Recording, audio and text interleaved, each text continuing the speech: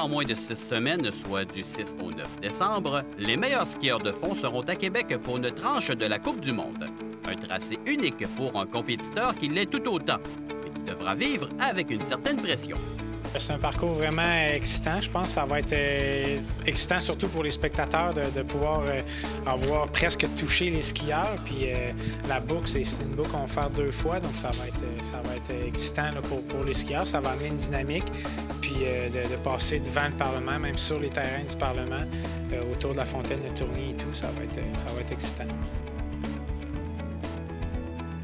C'est sûr, moi, je veux bien faire à la maison. Puis en plus, le relais sprint, c'est l'épreuve qu'on est champion du monde. C'est la première fois que Devon puis moi, on va refaire un relais sprint depuis le championnat du monde. Donc, c'est la première fois qu'on va avoir l'occasion d'entamer une épreuve en tant que champion du monde. Donc, ça va être intéressant, ça aussi. Là. Donc, samedi puis dimanche, ça va être 2 belles journées.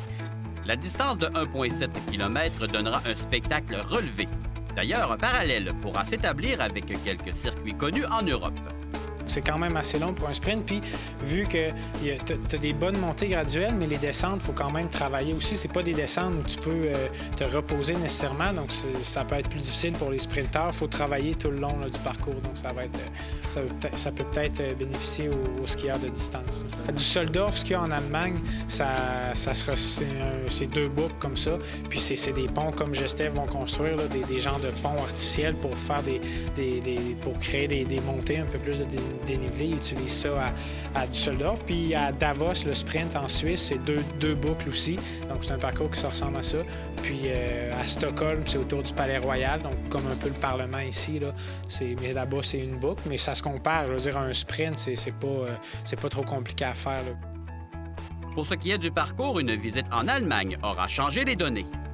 Ça va être un parcours qui a fait l'objet de plein de réflexions puis de modifications majeures. Pendant une période de temps, on était dans un autre secteur du Vieux-Québec.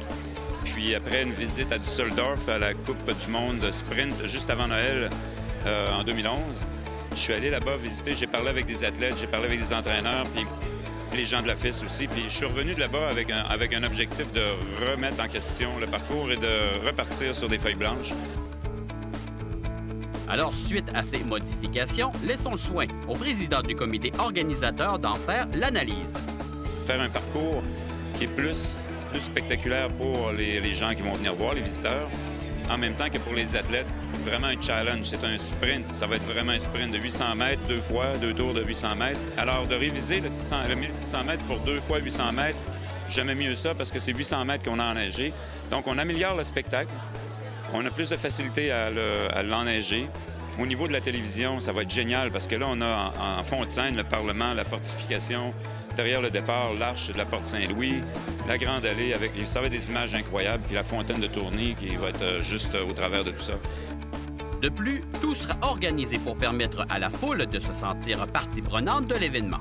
Les gens vont vouloir circuler, voir différents endroits. Alors, on planifie plus que les gens soient vraiment sur le bord du parcours. On va utiliser comme une formule un peu Tour de France. Pas de barrière à certains endroits où les gens vont vraiment voir les coureurs travailler. Il n'y aura pas d'obstruction. Alors, quelques endroits, on va faire ça comme ça.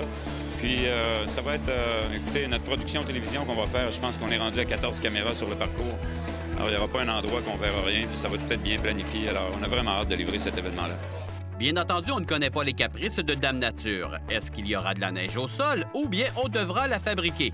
Qu'en pense le champion? La neige artificielle, c'est plus rapide que de la neige naturelle. Donc, pour les puis c'est une sorte de neige, la température reste plus stable, puis c'est une base plus ferme. Donc, c'est quasiment plus simple pour les techniciens farteurs de travailler avec de la neige artificielle parce qu'elle se transforme moins. Elle est déjà comme artificiellement pré-transformée.